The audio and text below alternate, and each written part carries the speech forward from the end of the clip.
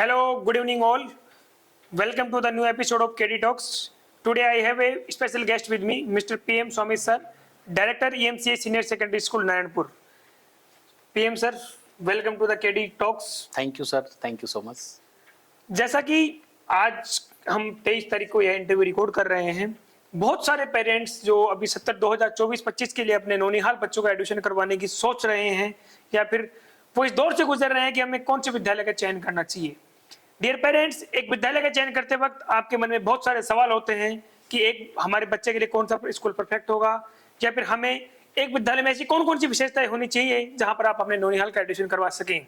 आज बहुत सारे सवालों का जवाब, जो पेरेंट्स की तरफ से बहुत सारे सवाल होते हैं, उनका जवाब देने के लिए मेरे साथ उपस्थित हैं पीएम स्वामी सर। सर, मेरा पहला सवाल आपसे जी, अभी 2024-25 में हमने आपके विद्यालय का रिजल्ट देखा, बहुत ही शानदार रिजल्ट आपने 10th क्लास का दिया। Thank you sir.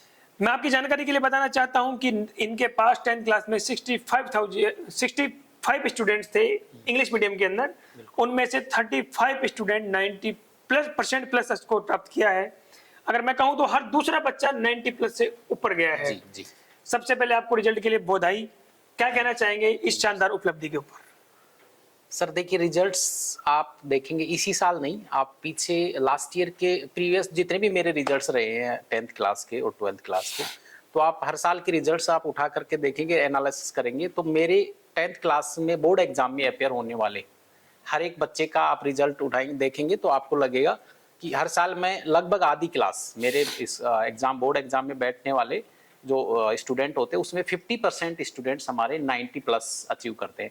और यहाँ आसपास की जितनी भी स्कूलें हैं उनमें भी उनके रिजल्ट्स भी आप देखेंगे, क्योंकि आपके पास उनके रिजल्ट्स पंपलेट्स के माध्यम से या सोशल मीडिया के माध्यम से आपके पास आते रहते हैं।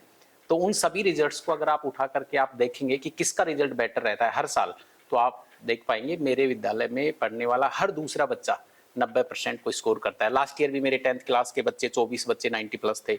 उससे पहले भी आप देखेंगे कि मेरे स्कूल में पढ़ने वाला 10वीं क्लास के एग्जाम में बोर्ड एग्जाम में बैठने वाला हर बच्चा जो पूरी क्लास का आधा परसेंट आप देखेंगे 50% बच्चे हमारे 90 प्लस होते हैं। इस साल के रिजल्ट्स आप देख रहे हैं, पंपलेट्स भी हैं, आपने हमारे रिजल्ट्स को स्कूल जाकर के भी आपने देखा है। रोल नंबर से हम लिस्ट डालते हैं। मेरे पूरे क्लास के जो रिजल्ट्स अगर आप देखेंगे तो मेरे कोई भी बच्चे सेकंड डिवीजन नहीं है। एक बच्चा हमारा 10th क्लास में वो थोड़ा सा पहले से भी बहुत कमजोर स्टूडेंट रहा है, फिर भी उसकी जो परसेंटेज बनी है उससे हम और पेरेंट्स बहुत सेटिस्फाई है, क्योंकि उसका स्टैंडर्ड थोड़ा बहुत डाउन था। बिल्कुल। इसके अलावा आप देखेंगे कि मेरे 65 में से 64 बच्चे फर्स्ट डिवीजन से पास हुए और 35 बच्चे हमारे 90 प्लस से ऊपर स्कोर किया हमने। 80 प्लस की अगर आप बात करेंगे तो 58 बच्चे 58 स्टूडेंट्स हमारे 58 से ऊपर परसेंट लेकर के आ रहे हैं। तो आप बोर्ड रिजल्ट्स में तो आपको देखने की और सोचने की जरूरत ही नहीं है। स्वामी सर, मेरा एक और सवाल आपसे है, क्योंकि पेरेंट्स इस दौर में ऐसी माइंड मेकिंग से गुजरता है, वो सोचता है कि सब स्कूल में तो एनसीईआरटी सिलेबस ही है, पैटर्न भी सेम ही है, तो जब सिलेबस सेम है, पैटर्न सेम है, तो फिर हमें आपके विद्यालय का चयन क्यों करना चाहिए या फिर एएमसी विद्यालय का चयन क्यों करना चाहिए? आपके पास ऐसी क्या विशेषताएं हैं जो पेरेंट्स इस वर्ष अपने नौनिहालों का एडमिशन करवाना चाहता है वो आपके पास करवाए? देखो सर, एनसीईआरटी एक गवर्नमेंट ऑथराइज सिलेबस है और वो अभी जो नई एनईपी जो आई है, नई एजुकेशन पॉलिसी के बाद में, तो आप देखेंगे कि पूरे इंडिया का एजुकेशन सिस्टम एक होने जा रहा है। और एनसीईआरटी बहुत अच्छा सिलेबस है, क्योंकि हमारे कम्पिटिटिव एग्जाम्स जो हाई लेवल के जो होते हैं, आरएएस है, आईएएस है और यूपीएससी के एग्जाम है, नीट आईआईटी है, तो इनमें हमें एनसीईआरटी बुक को जो पढ़ना और उसके माध्यम से एग्जाम में बैठना, वो बच्चे के लिए बहुत। अब मैं कई बार देखता हूँ कि बड़ी हाई लेवल की क्लासेस कंपटीशन की तैयारी करने वाले बच्चे भी 6ठी 7वीं 8वीं की एनसीईआरटी बुक्स पढ़ रहे होते हैं। बिल्कुल पढ़ रहे होते हैं। और वो इसीलिए क्योंकि एनसीईआरटी बुक जो है वो बच्चे को बहुत हेल्पफुल होती है हर एक एग्जाम में जी। अब आप देखेंगे हमारे यहाँ पे एनसीईआरटी के साथ साथ हम एक रिफ्रेशर बुक, जो अच्छे पब्लिशर्स हैं जो एनसीईआरटी को ही और अच्छा मॉडिफाई करके लिखते हैं, जिसमें नंबर ऑफ क्वेश्चंस हैं कम्पिटिटिव एग्जाम्स के लिए। आपका कहने का मतलब है कि जो उनके बच्चों के प्रैक्टिस पेपर सेट्स होते हैं, प्रैक्टिस पेपर्स जो हैं वो कुछ पब्लिशर्स होते हैं जो बनाते हैं, और अगर बच्चा उसके साथ में लेके चलता है, एक रिफ्रेशर बुक के साथ में आप एनसीईआरटी के साथ दूसरी बुक भी आप यूज करते हैं, तो बच्चे का एक बेसिक, जिसको अपन फाउंडेशन कहते हैं, फाउंडेशन का मतलब एनसीईआरटी बुक ही पढ़ना है, लेकिन एनसीईआरटी बुक को आप बहुत गहराई से पढ़ें और एनसीईआरटी के से रिलेटेड जो भी वर्ड्स हैं उनसे रिलेटेड जितने भी क्वेश्चंस हैं उनको सबको आप सोल्व करते हुए चलेंगे, तो आगे जितने भी एग्जाम्स हैं उनमें आपको हेल्प मिले। सर, जब बात होती है रिजल्ट्स की, तो हम कहीं ना कहीं फैकल्टी को उसके साथ में हमें जोड़ते रहना चाहिए, और फैकल्टी से मेरा तात्पर्य ये है कि एक संस्था के रिजल्ट्स में सबसे बड़ी भागीदारी फैकल्टी की होती है, बिल्कुल और obviously। फैकल्टी किसी भी संस्था के लिए एक महत्वपूर्ण कड़ी साबित होती है। फैकल्टी अरेंजमेंट्स के आपके पास ऐसी कौन सी जो फैकल्टीज हैं जो इतना अच्छा रिजल्ट प्रोड्यूस कर पा रही हैं, क्योंकि फैकल्टी का एक संस्थान में बहुत बड़ा रोल होता है। बिल्कुल।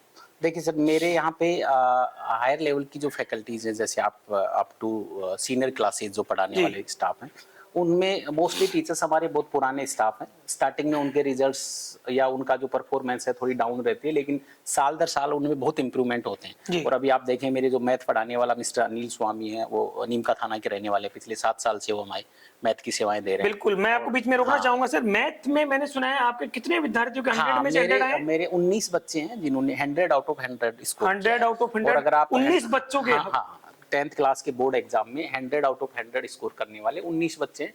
ये बड़ा अचीवमेंट है बच्चों बिल्कुल, के बहुत बड़ी लिए। बात और है। अगर आप 98 और 99 की अगर आप बात करेंगे, तो फिर अब मैं वही कहूंगा आपको कि 35 से 40 बच्चे ऐसे हैं जो 98 और 99 और 100 नंबर स्कोर कर रहे हैं। बिल्कुल। और 90 और 100 को जो मैं बहुत ज्यादा अंतर नहीं मानता, जिसके 99 आ रहे हैं वो कहीं ना कहीं 100 भी अचीव कर सकता था। बिल्कुल। उसको 100 मानना चाहिए हमें। जी। तो आप देखेंगे कि और साइंस में आप देखेंगे हमारे पास जो फैकल्टी जो पिछले 6-7 साल से मंजू चौधरी अम्बिया, जो हिमाचल की रहने वाली जी। हैं, कैंपस में रहती हैं, बहुत अच्छे रिजल्ट्स वो हमें लीड कर रही है हर साल। इसके अलावा एसएसटी है।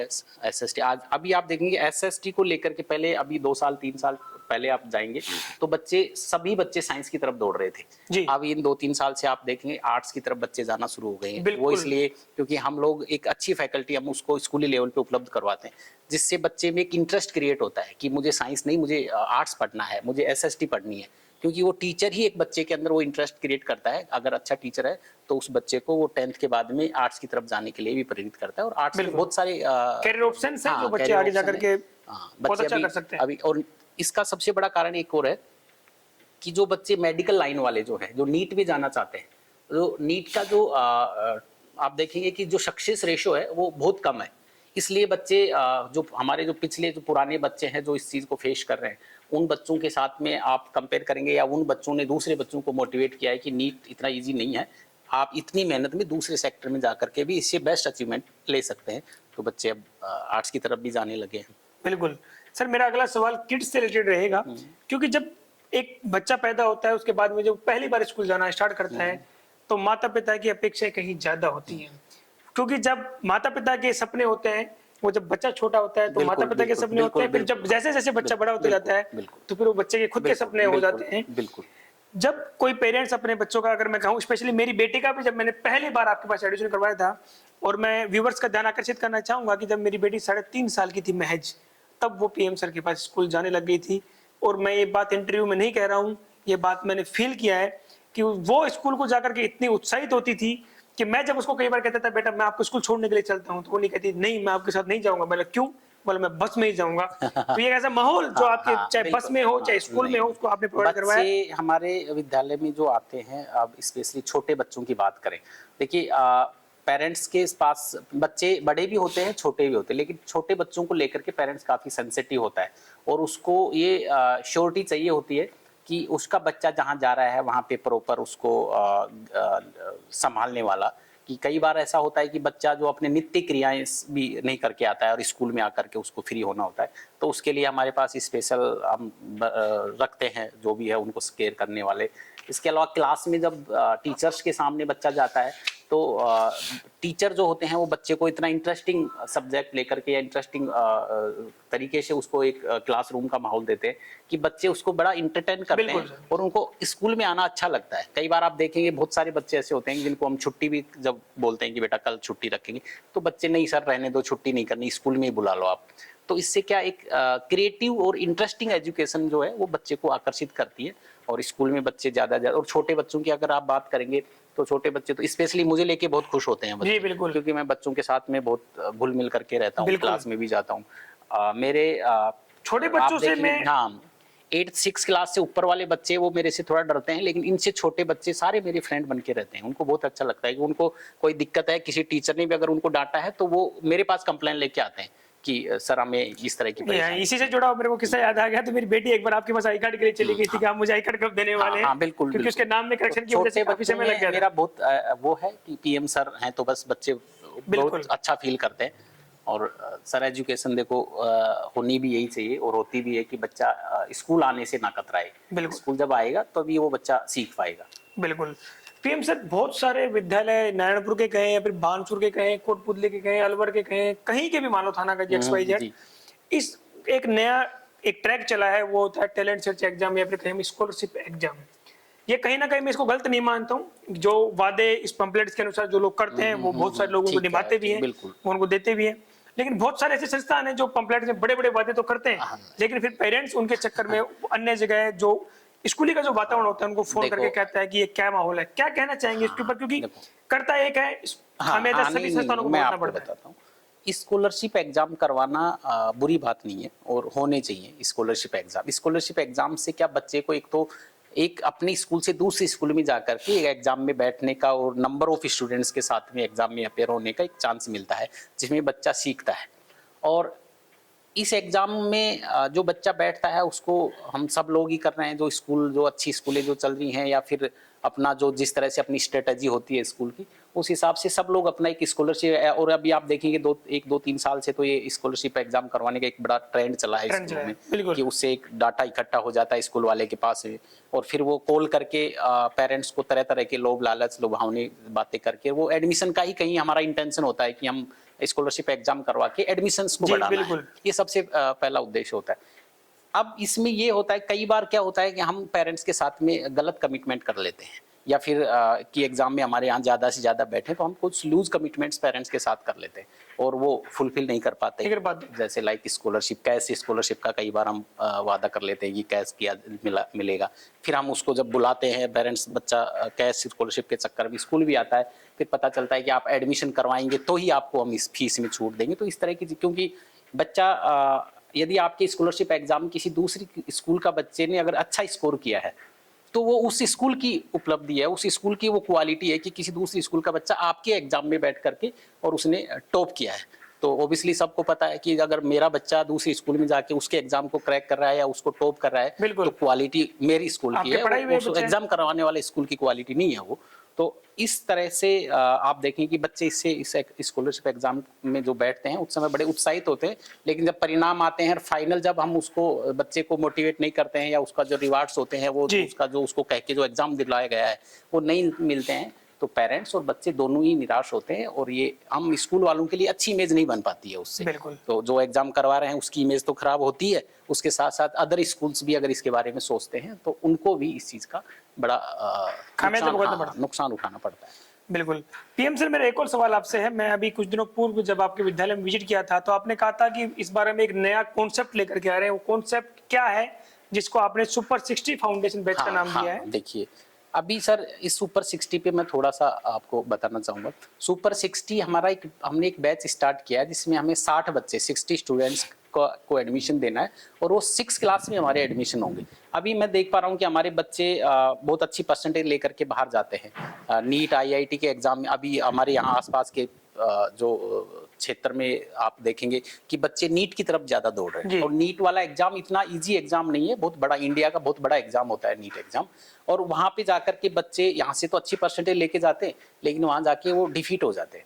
उसका सबसे बड़ा कारण हमने पता लगा कि बच्चे इस तरह के एग्जाम से वाकिफ नहीं होते हैं। इस तरह से के एग्जाम में OMR शीट पे एग्जाम की प्रैक्टिस करना, कम समय में ज़्यादा से ज़्यादा क्वेश्चंस का आंसर करना, तो इस तरह की बच्चों को हैबिट नहीं होती है और वो वहाँ जा कर के वो कहीं ना कहीं डिमोटिवेट होते हैं या फिर अपने आप को थोड़ा सा कमज़ोर फील करते हैं। कुछ बच्चे तो लाइन से भटक जाते हैं क्योंकि वो एफर्ट्स लगा नहीं पाते और एफर्ट्स नहीं लगते हैं या फिर वो अच्छा स्कोर नहीं करते, तो धीरे धीरे उनका मोटिवेशन, उनका जो जोश होता है वो इतना डाउन हो जाता है कि वो फिर बच्चे को तरह तरह की पेरेंट्स को कंप्लेंट करने लगते हैं कि मुझे समझ में नहीं आ रहा है, मुझे अच्छा नहीं लग रहा है, मुझे खाना सही नहीं है, मेरे पानी की दिक्कत है, तरह तरह, और वो बच्चे वापस आ जाते हैं। बिल्कुल। इसको ध्यान में रखते हुए हमने सुपर 60 बैच एक स्पेशल बैच बनाया जिसको स्कूल टाइम के बाद में, स्कूल में तो वो क्लास में बैठेगा, उसके बाद में हम उसको 2 घंटे का टाइम दे करके उस बैच को ऐसा तैयार करें कि वो, और हमारा टारगेट भी यही कि हम 12th के साथ में उसको, वो जिस भी एग्जाम में बैठना चाहता है, नीट हो, IIT हो,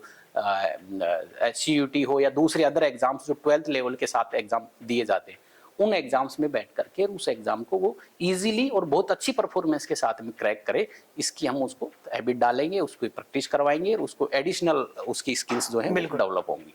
बिल्कुल सर। सर अक्सर एक बात और पेरेंट्स की कहते रहते हैं, बहुत बार जब मिलते हैं या फिर उनके मन में एक सवाल भी होता है जो पूछते रहते हैं कि फीस के बारे में थोड़ा सा बड़ा कंसर्न होता है। वो कहते हैं कि पीएम सर की फीस तो बड़ी महंगी है या फिर कहीं ईएमसी की फीस तो बड़ी महंगी है। क्या कहना चाहेंगे सर? क्योंकि आजकल जब हम फीस स्ट्रक्चर के बारे में सुनते हैं, ग्रामीण परिवेश में रहते हैं, लेकिन जब मैंने आपका फीस स्ट्रक्चर स्टडी किया तो मेरे दृष्टिकोण से हो सकता है वो शायद मेरे लिए इतना भारी नहीं हो, लेकिन बहुत सारे ऐसे पेरेंट्स हैं जो उस फीस को वहन नहीं कर पाए। क्या कहना चाहेंगे आप फीस स्ट्रक्चर के ऊपर? फीस तो अब ये देखो, ये चीजें फीस वाली जो बात है कि फीस के बिना कुछ नहीं, कहीं भी देख लो सर, हम अगर पैसा पेरेंट्स से लेंगे या किसी भी कोई भी चीज़ हम कोई प्रोडक्ट किसी को दे रहे हैं तो उसके बदले में अगर उसकी प्रोडक्टिविटी का पैसा नहीं ले रहे हैं तो प्रोडक्ट की क्वालिटी कहीं ना कहीं कमज़ोर हो जाती है। और क्वालिटी बनाए रखें, क्योंकि ऑब्वियसली पीएम सर तो सारे बच्चे नहीं पढ़ाते और उनको क्वालिटी देने के लिए हमें क्वालिटी की ज़रूरत होती है। और क्वालिटी जब हम स्कूल में लेके आएंगे, किसी बच्चे के सामने अच्छे टीचर को वहाँ अवेलेबल करेंगे तो ओबियसली वो पैसा मांगता है और अच्छी खासी उनकी पेमेंट होती है। उस पेमेंट को हम अफोर्ड करें और सारी सुविधाएं आपको उपलब्ध करवाएं, इसके लिए पैसा बहुत ज़रूरी होता है। और आपने एक बात कही कि ईएमसीए का जो फीस है वो ज़्यादा है, बहुत ज़्यादा है। बहुत ज़्यादा हमारा फीस नहीं है। आप देखें यहाँ के जो स्कूल्स हैं उनसे हमारी फीस ज़्यादा है और फीस ज़्यादा है तो आप हमारा काम भी ज़्यादा है। आप देखेंगे कि हमारे जो क्लास में बैठने वाले जो बच्चे हैं, हमारे जो स्कूल की जो सुविधाएं हैं, क्योंकि बच्चा जब तक कंफर्ट फील नहीं करेगा कैंपस में उसके तभी वो पढ़ पाएगा। और कंफर्टेशन फील करने के लिए उसको फैसिलिटी चाहिए और फैसिलिटी चाहिए तो उसको उसका पैसा देना पड़ता है। अभी जो फीस का जो दिक्कतें आती हैं कि फीस ज़्यादा है, फीस ज़्यादा नहीं है। जब बच्चे हमारे 12th करके हमारी स्कूल से जो बाहर कंपटीशन वाले एग्जाम में जा करके बैठते हैं या किसी कंपटीशन को फाइट करके अपना एक बड़ा कोर्स नीट है, आईआईटी है या जेई है या इंजीनियरिंग वगैरह जिस भी कोर्स में आप जाते हैं बच्चे, वहाँ जाने वाले जो बच्चे हैं उनसे अगर आप बात करेंगे तो उनको बहुत अच्छा फील होता है। उनके पेरेंट्स भी पॉजिटिव एटीट्यूड लेके हमसे मिलते हैं। वो कहते हैं सर थोड़ा सा पैसा तो ज़्यादा लगा था, हमें परेशानी भी हुई थी पे करने में, लेकिन आज आपको जो पैसा दिया है उसका एक्चुअल आज हमें पता चला कि हमने सही निर्णय था हमारा उस समय।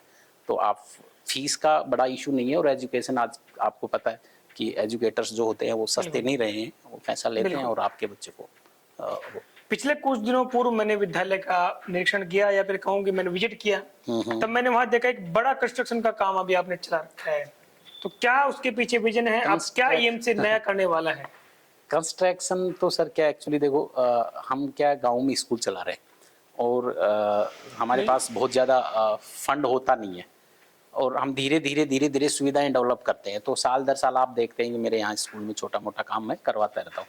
इस साल हमने एक बड़ा रूम्स का आप देखेंगे कि कंस्ट्रक्शन लगभग 15,000 स्क्वायर फीट एरिया हमारा कंस्ट्रक्शन हो रहा है और वो जल्दी हम उसको पूरा भी कर लेंगे।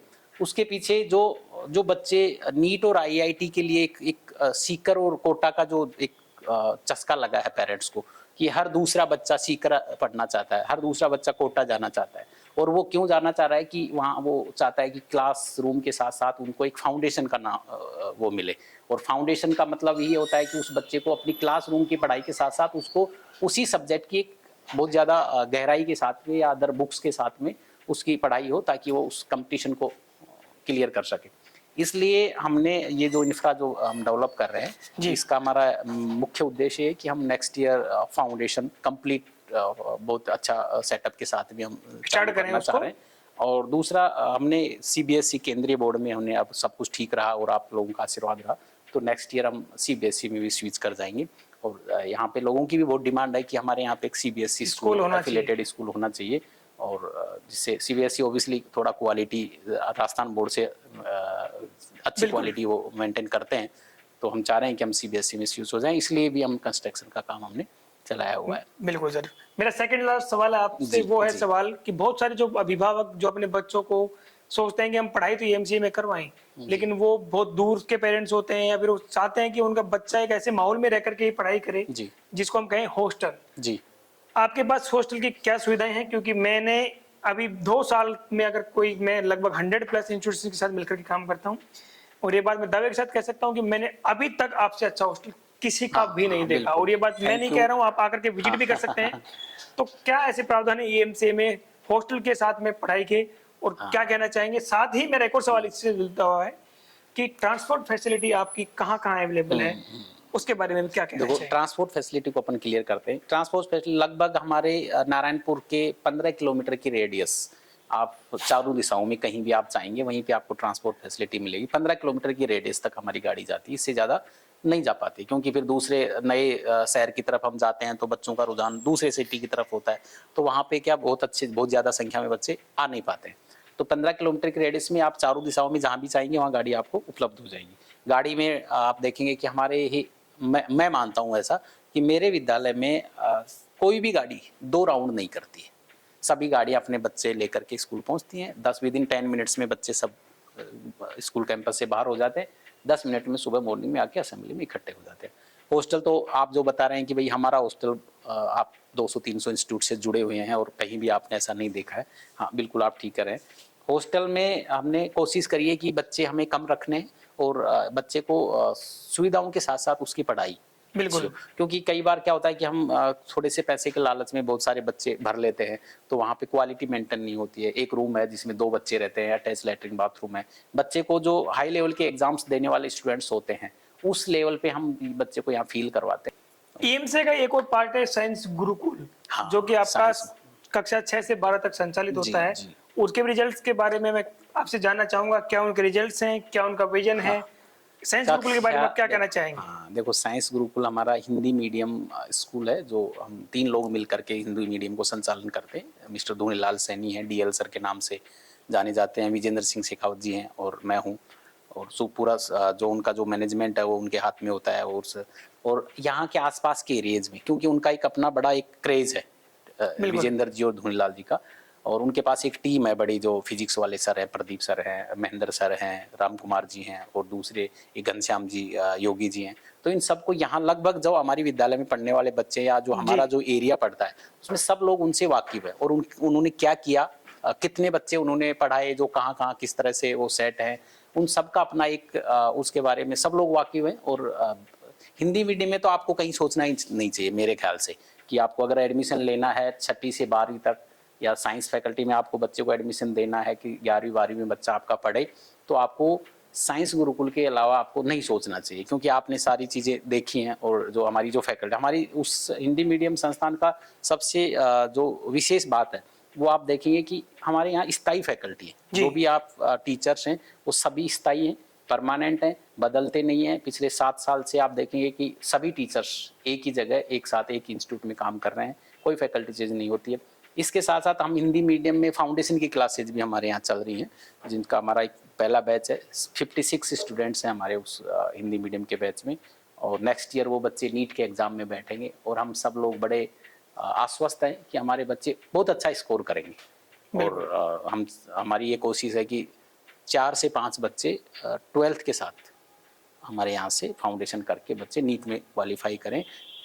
500 प्लस बच्चे तो आप देखेंगे कि हमारे आधे से ज्यादा बच्चे 500 प्लस स्कोर कर जाएंगे। बिल्कुल। वो थोड़ा सा और सपोर्ट मिलेगी पेरेंट्स का, बिल्कुल। बच्चे निकल मेरा अंतिम सवाल आपसे, जो अभिभावक अपने बच्चों का दाखिला 2024-25 में करवाना चाहते हैं, उनके लिए एक अंतिम मैसेज कि वो आपके विद्यालय का चयन क्यों करें?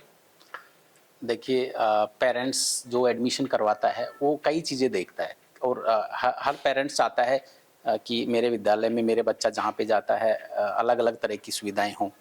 सबसे पहले तो मैं उनको कहना चाहूँगा कि जो केवल और केवल रिजल्ट्स देख करके ही अपना एडमिशन फाइनल करते हैं कि सर आपके रिजल्ट कैसे रहे हैं बोर्ड क्लासेज के, तो आप सबसे पहले 5th क्लास के हमारे जो बोर्ड क्लासेज हैं, 5th क्लास है, 8th क्लास है, 10th क्लास है, 12th क्लास है, इन सब के रिजल्ट्स आप कंपेयर करें अदर स्कूलों से, हमारे रिजल्ट्स को गहराई से।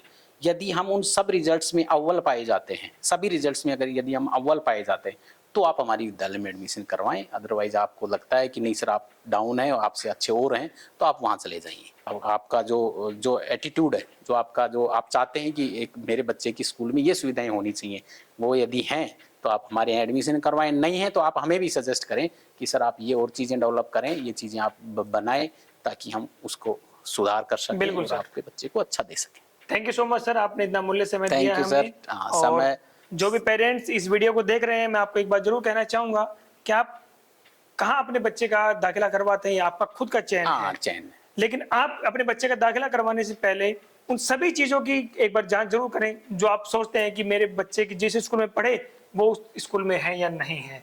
Thank you so much for watching this video. आप सभी को बहुत बहुत धन्यवाद।